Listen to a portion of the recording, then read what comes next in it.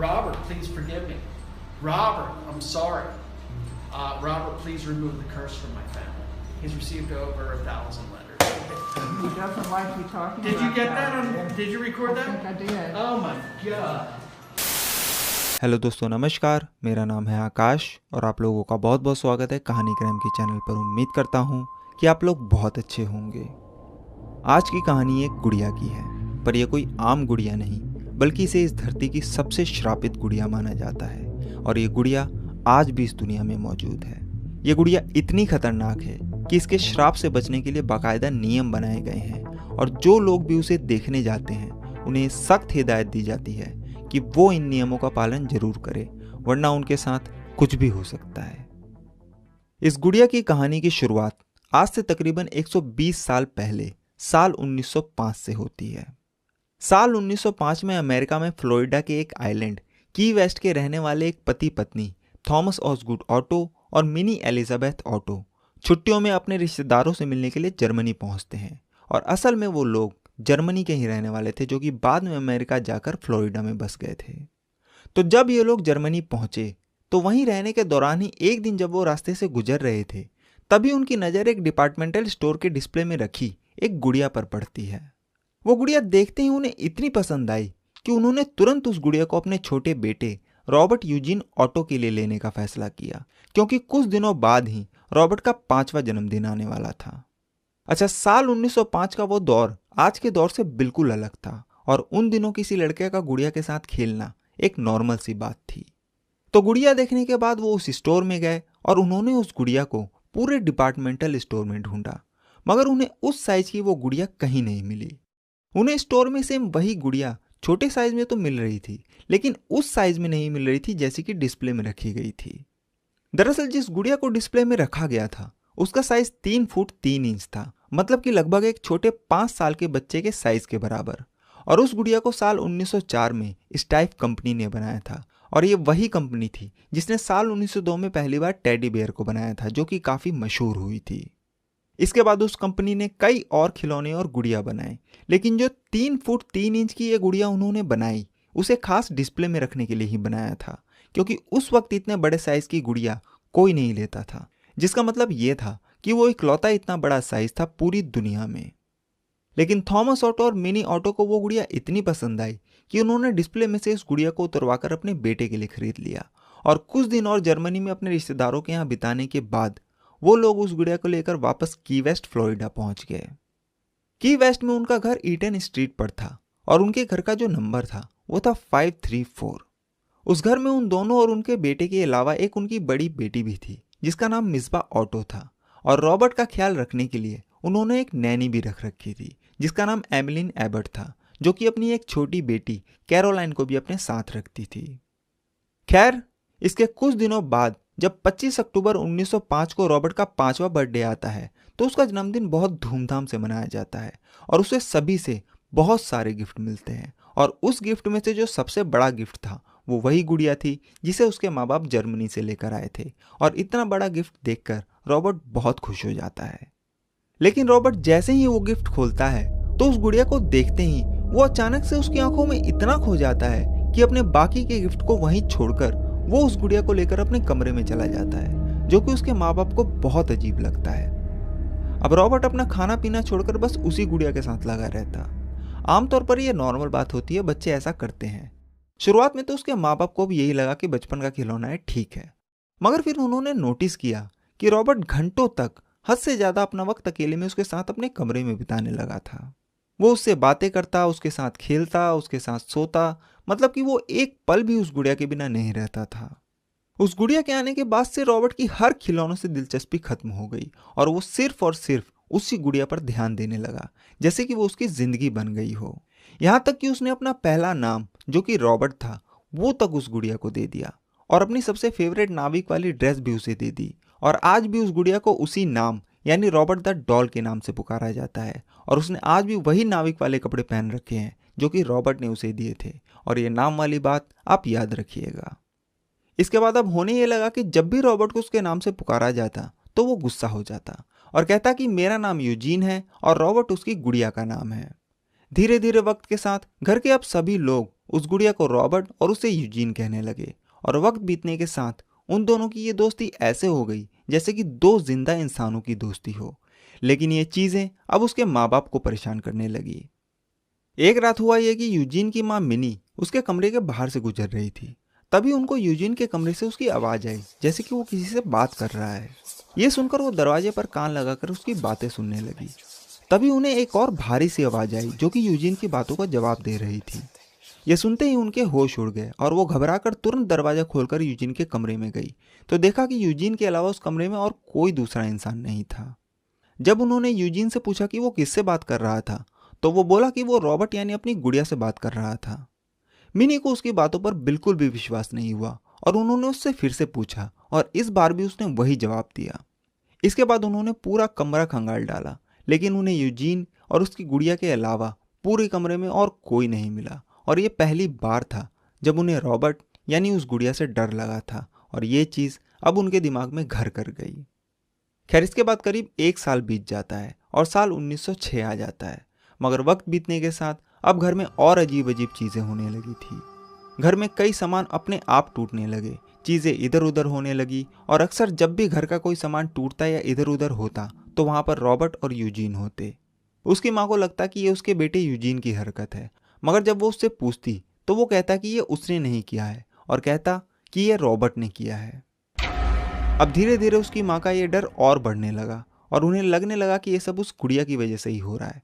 इसलिए एक दिन उन्होंने गुस्से में आकर रॉबर्ट को यूजीन से छीनकर एक अलमारी में बंद कर दिया और उसे बाहर से लॉक कर दिया और उन्हें लगा कि अब सब कुछ ठीक हो जाएगा।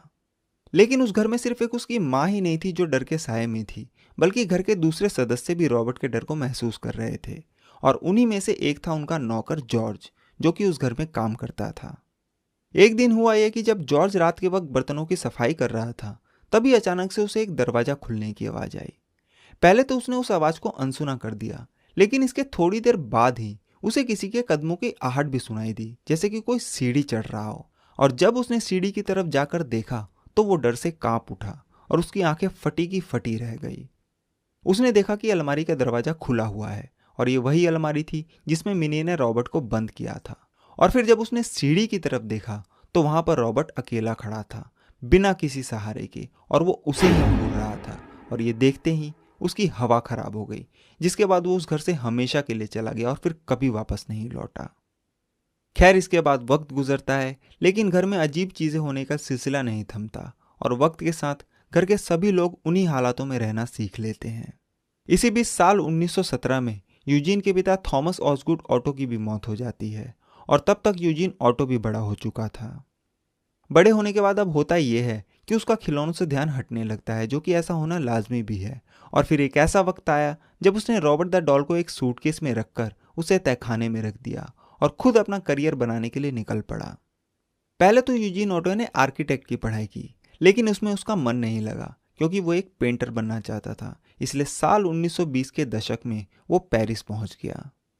उन दिनों पेरिस में काफ़ी बड़े बड़े कलाकार, आर्टिस्ट, राइटर और दुनिया के बेहतरीन पेंटर्स मौजूद थे। और उस दौर में जिसको भी आर्टिस्ट, पेंटर या राइटर बनना होता था वो पेरिस का ही रुख अपनाता था। इसलिए यूजीन ऑटो भी वहाँ पहुँच गया और कुछ बेहतरीन आर्टिस्टों की देखरेख में उसने अपना पेंटिंग का करियर शुरू किया और एक अच्छा खासा पेंटर बन गया।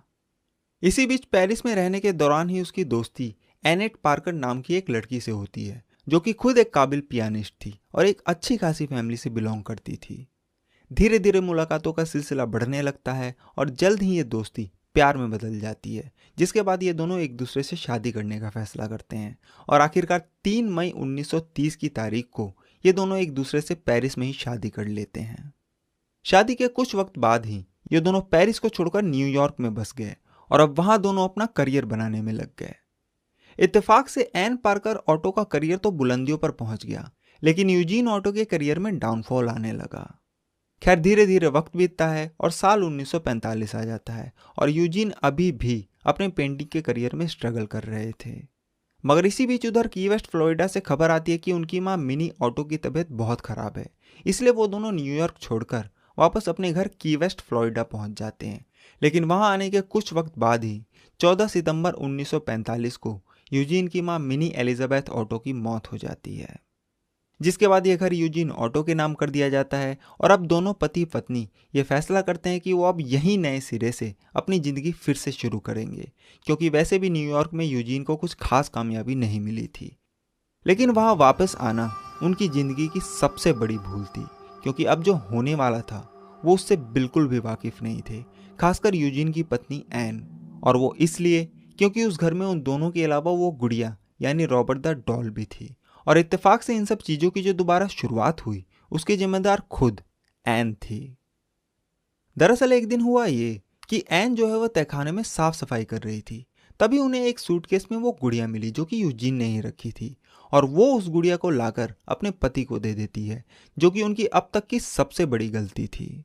क्योंकि उन्होंने जैसे ही वो गुड़िया यूजीन को दी तो वो फिर से उसकी आंखों में उसी तरह खो गए जिस तरह वो उस दिन खोए थे जब पहली बार 5 साल की उम्र में उनके 5वें बर्थडे पर उन्हें ये गुड़िया दी गई थी।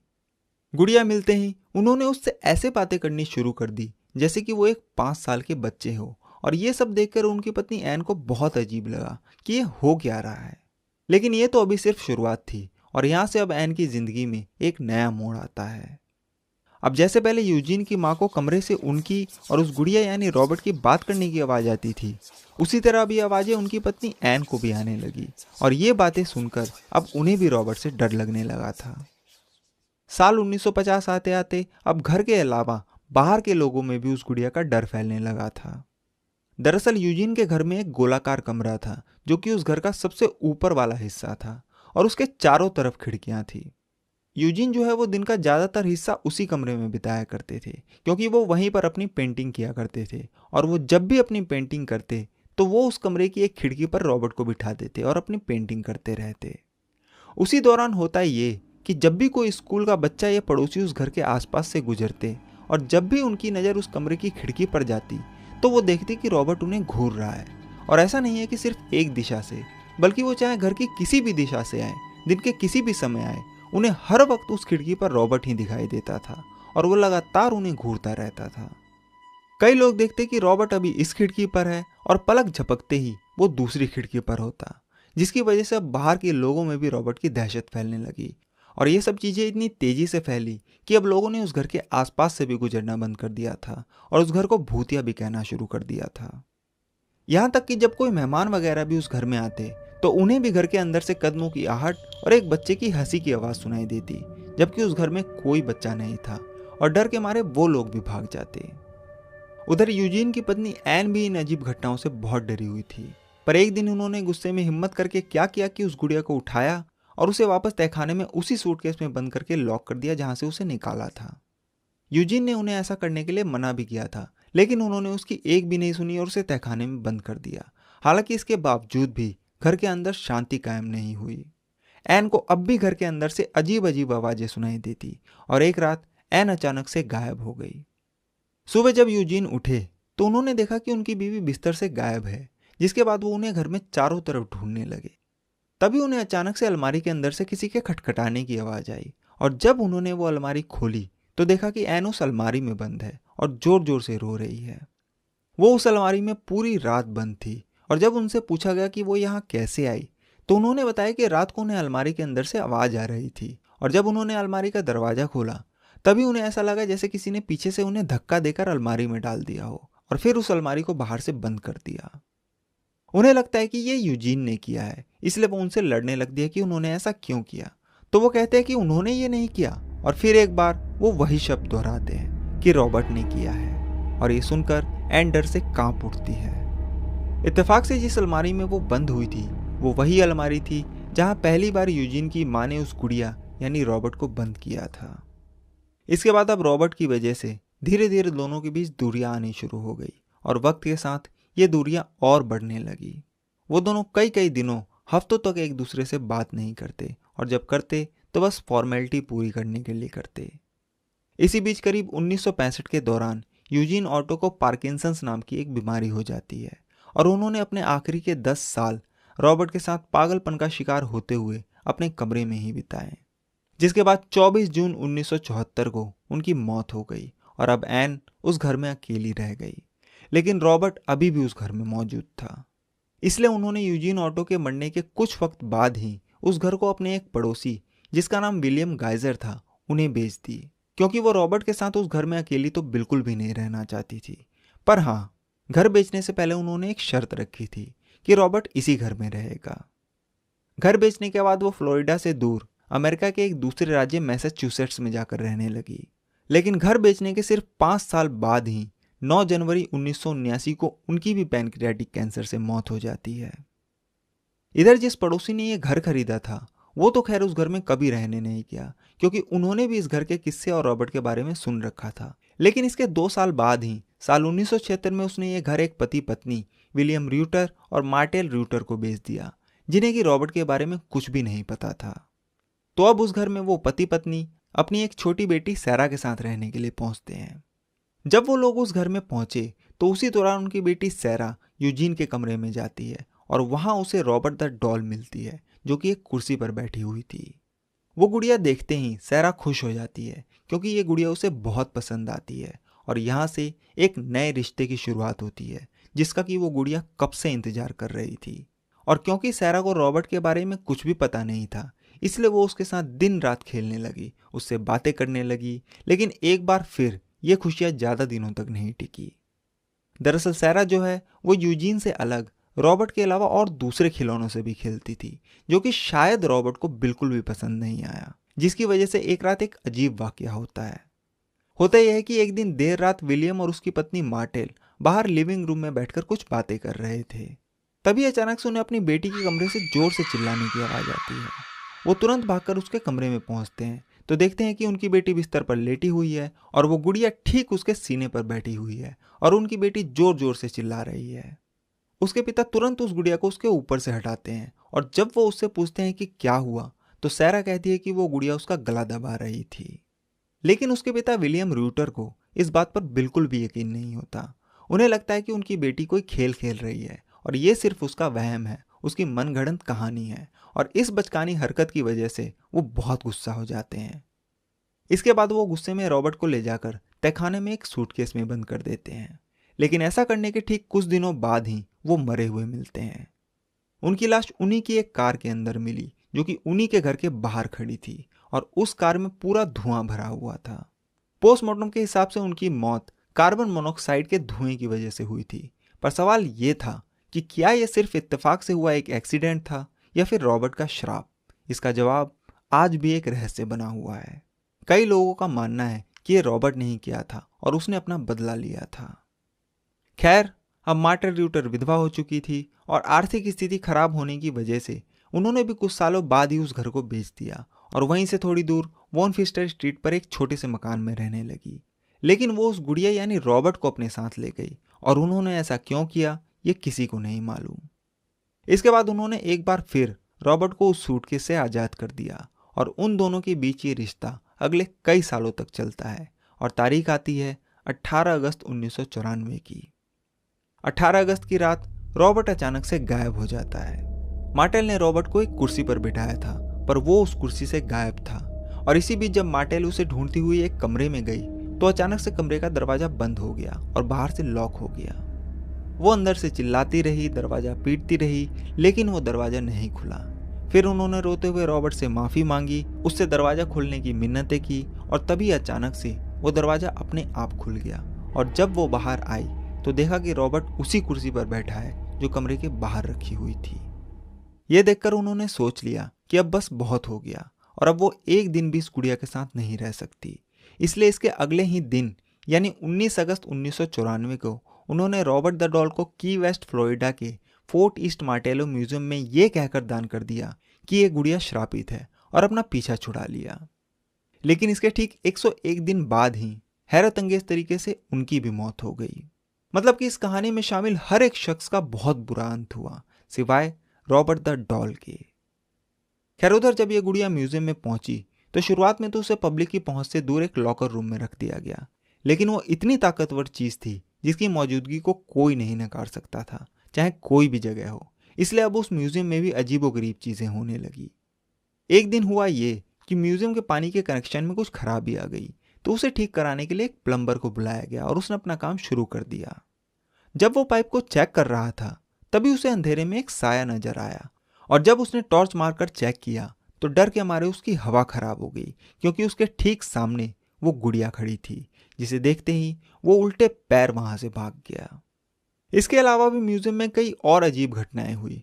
कभी कोई सामान गायब हो जाता, कभी चीजें इधर उधर होने लगती, और हर घटना के अंत में रॉबर्ट द डॉल मिलती, और धीरे धीरे उसकी ये कहानी बाहर फैलने लगी। जिसकी वजह से हुआ ये कि अब रॉबर्ट को देखने के लिए म्यूजियम के बाहर भीड़ लगने लगी। इसलिए अब लोगों के देखने के लिए उसे लॉकर रूम से निकालकर एक प्रोटेक्टिव शीशे के केस में रख दिया गया। लेकिन रॉबर्ट की ये कहानी यहीं पर खत्म नहीं होती, और यहां से अब एक नई कहानी की शुरुआत होती है। अब होने ये लगा कि जो लोग उसे देखने आते उनके साथ अलग अलग तरह के एक्सपीरियंस होने लगे, और कई लोगों ने गुड़िया को हिलते हुए देखा। कई लोगों ने गौर किया कि जब भी कोई रॉबर्ट के बारे में बुरा बोलता था तो उस गुड़िया के चेहरे के एक्सप्रेशन में बदलाव आने लगता था, जैसे कि मानो वो सब कुछ सुन रही हो। किसी के कैमरे की बैटरी रॉबर्ट के पास आते ही डाउन हो जाती, किसी का कैमरा ही काम करना बंद कर देता, और कई लोग जो उसकी फोटो खींचते तो कैमरे में उसकी फोटो ही नहीं आती। और वही लोग जब म्यूजियम के बाहर निकलते तो उनका कैमरा या मोबाइल बिल्कुल ठीक काम करने लगता। कैमरा या मोबाइल खराब होने तक तो ठीक था, मगर फिर कुछ लोगों को रॉबर्ट की वजह से कई अनहोनियों को भी झेलना पड़ा, और उनकी जिंदगी में परेशानियां आनी शुरू हो गई। शुरुआत में तो म्यूजियम के लोगों को भी यही लगा कि यह सिर्फ एक इत्तेफाक है, मगर जब ये मामले बढ़ने लगे तब जाकर उन्हें लगा कि नहीं, ये रॉबर्ट ने किया है। इसलिए म्यूजियम के लोगों ने रॉबर्ट से मिलने से पहले कुछ नियम बनाए ताकि लोग उसके श्राप से बच सके। उनमें से जो पहला नियम था वो ये था कि आप जब भी रॉबर्ट से मिले तो सबसे पहले खुद का परिचय दे, मतलब कि उसे हेलो बोलकर अपना नाम बताए। दूसरा, कि रॉबर्ट के साथ हमेशा अदब से पेश आए, उससे सादगी से बात करे और उसे इज्जत दे। गलती से भी उसका मजाक ना उड़ाए, क्योंकि ऐसा करना खुद की जिंदगी तबाह करने जैसा हो सकता है। तीसरा, कि हमेशा रॉबर्ट की फोटो खींचने से पहले उसकी इजाजत ले, बिना इजाजत के गलती से भी उसकी फोटो ना खींचे। और चौथा, कि वहां से जाते समय उसे गुड बाय कहना ना भूले और अपने सारे रिश्ते वहीं खत्म कर दे, और तब जाकर आप उसके श्राप से बच सकते हैं। मगर कुछ लोग होते हैं ना, डेढ़ सियाने टाइप के, या कूल बनने वाले, या इन सब चीज़ों को ना मानने वाले। ऐसे लोग जिन्हें जिस चीज़ को करने को मना किया जाए वो वही चीज़ जानबूझकर करते हैं। उन जैसे लोगों ने नियम जानने के बाद भी उसे नहीं माना, जिसका नुकसान बाद में उन्हें झेलना पड़ा। ऐसे हजारों लोग हैं जिन पर उस गुड़िया के श्राप का असर पड़ा। कई लोगों की नौकरियां चली गई, कईयों का एक्सीडेंट हो गया, कईयों के घरों में अजीबोगरीब घटनाएं होने लगी, लोगों को घर में साए दिखने लगे, और वो अपने घर में ही डर डर के रहने लगे। यहाँ तक कि कई मौतों का जिम्मेदार भी रॉबर्ट को ही माना जाता है, और उसको दोष देने की लिस्ट बहुत लंबी है। बहुत ही जल्द म्यूजियम में लेटर्स आने का सिलसिला शुरू हो गया, फिर ईमेल्स आने लगे, सोशल मीडिया पर मैसेज आने लगे, और लोग अपनी गलती का एहसास होने के बाद उन खतों, ईमेल्स और मैसेज के जरिए रॉबर्ट से अपनी गलती को माफ़ करने की भीख मांगने लगे, क्योंकि उन्होंने नियमों के पालन नहीं किए थे, और तब जाकर उनकी जिंदगी पहले जैसी हुई। बाद में कई पैरानॉर्मल एक्सपर्ट जो भूत या आत्माओं के होने का पता लगाते हैं, वो लोग भी रॉबर्ट की जांच के लिए वहां गए, और जितने भी एक्सपर्ट थे उन्होंने भी ये माना कि उसके अंदर कोई ना कोई शक्ति जरूर मौजूद है। और वो इसलिए क्योंकि जब वो अपना K2 मीटर, जो कि आत्माओं वगैरह की मौजूदगी का पता करने के लिए बनाई जाती है, उसे जब रॉबर्ट के पास लेकर गए तो उस पर भी हलचल होने लगी थी। यहाँ तक कि जब एक फोटोग्राफर जो कि ऑरा की फोटो लेती थी, वो जब रॉबर्ट की फोटो लेने पहुंची तो जो रिजल्ट सामने आया उसने सभी को हैरान कर दिया। ऑरा जो है वो दरअसल एक एनर्जी फील्ड होता है जो कि हर एक जिंदा चीज में मौजूद होता है, चाहे वो इंसान हो, जानवर हो, कीड़े मकोड़े हो या फिर पेड़ पौधे। हर जिंदा चीज का एक ऑरा होता है। ये जो ऑरा की फोटो होती है उसे एक स्पेशल SLS कैमरे से लिया जाता है, जो कि एनर्जी फील्ड का एक मैप बना लेता है। वो कैमरा एक इंसान या किसी भी जिंदा चीज का मैप तो बना सकता है, पर एक बेजान गुड़िया का नहीं। मगर चौंकाने वाली बात यह थी कि उस कैमरे ने रॉबर्ट का भी मैप बना दिया, और इस चीज ने सभी एक्सपर्ट को हैरान कर दिया। इसी के बाद रॉबर्ट के रहस्यों के बारे में और जानने के लिए सिंडी काजा को बुलाया गया, जो कि अमेरिका की एक बहुत ही मशहूर आत्माओं या मरे हुए इंसानों से बात करने की एक्सपर्ट थी। वो जैसे ही रॉबर्ट के करीब गई तो उन्हें महसूस हुआ कि रॉबर्ट से बहुत सारी शक्तियां जुड़ी हुई है, और उसमें सिर्फ एक आत्मा नहीं बल्कि कई आत्माएं हैं। और वो इसलिए क्योंकि ये गुड़िया खुद में ही एक पोर्टल है। किसी ने उस गुड़िया पर काला जादू करके उसके अंदर एक पोर्टल को बना दिया है ताकि आत्माएं उसकी तरफ आकर्षित हो, और ये आत्माएं धीरे धीरे वक्त के साथ उसके साथ जुड़ती चली गई। वो जहां भी जाता है आत्माएं रॉबर्ट से जुड़ती चली जाती है, खासतौर से बच्चों की आत्माएं। और ये गुड़िया उन आत्माओं को ज़्यादा आकर्षित करती है जिसका मकसद अधूरा रह गया हो। उन्होंने बताया कि इस पोर्टल को बंद करना बहुत मुश्किल है क्योंकि ये नहीं पता कि इसे बनाया कैसे गया था। हालांकि उन्होंने ये भी बताया कि रॉबर्ट के साथ जुड़ी सारी आत्माएं बुरी नहीं हैं, बस एक आत्मा है जो ऐसी काली शक्ति है जो बहुत गुस्से में है और बहुत बुरी है, और यही वो आत्मा है जो लोगों को नुकसान पहुंचाती है और डराती है। तो सारी चीज़ें देखने के बाद इसमें कोई शक नहीं कि वो गुड़िया श्रापित है, चाहे वो ऑरा की फोटो हो, पैरानॉर्मल एक्सपर्ट की राय या फिर लोगों के बुरे अनुभव हो। और ये एक दो लोगों के साथ होता तो लगता भी कि ये सिर्फ एक इत्तेफाक होगा, मगर रॉबर्ट को लेकर बुरे अनुभवों के किस्से भरे पड़े हैं। पर सवाल ये आता है कि एक गुड़िया श्रापित कैसे हो सकती है। तो इसके पीछे की दो बहुत ही अहम वजह दी जाती है, जिनमें से एक मान्यता है और एक बहुत पुरानी कहानी। इनमें से जो पहली वजह है वो एक मान्यता पर आधारित है। कई पुरानी कथाओं और किस्सों में कहा जाता है कि अगर हम किसी को अपना नाम दे, उसे अपने कपड़े दे, तो हम किसी को अपनी पहचान दे रहे हैं, खासतौर से एक पुतले या एक गुड़िया को, और ऐसा करके हम उसके अंदर अपनी प्राण शक्ति भर रहे हैं। और रॉबर्ट यूजीन ऑटो ने तो जब अपना पहला नाम यानी रॉबर्ट उस गुड़िया को दिया था तो उससे वादा भी किया था कि आज से तुम्हें इसी नाम से जाना जाएगा। इसलिए कहते हैं कि यही वो कारण था कि उस गुड़िया में जान आ गई। इसके अलावा जो दूसरी वजह है वो एक कहानी है, और ये वो कहानी है जो लोगों के बीच आम है, और इस कहानी का जिक्र सिंडी काजा ने भी किया था। कहानी जो है वो यूजीन की नैनी एमलिन एबट की है, उसके अधूरे मकसद की है, और वो इस कहानी का बहुत अहम हिस्सा था।